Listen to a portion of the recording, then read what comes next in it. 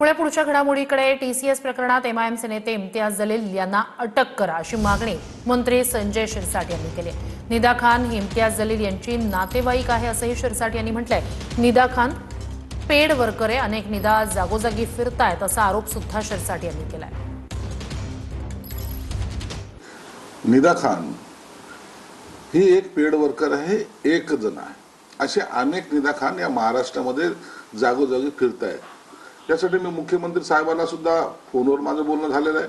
उद्या त्यांची भेट होईल आणि त्या भेटीमध्ये एसआयटीची मागणी ही प्रामुख्याने मी करणार आहे। निदा खान प्रकरणामध्ये एक नगरसेवक अटकेत आहेत। आता जी माहिती आलेली आहे की हा इम्तियाज जलील जो माजी खासदार आहे त्याचा भावाची बायको, त्याचे असलेले हे सगळे रिलेटिव्ह आहेत, म्हणून हा एक ठरवून केलेलं षडयंत्र आहे आणि त्याचा तपास हा आता झाला पाहिजे। आणि मी वारंवार मागणी करतो की इम्तियाज जलीलला अटक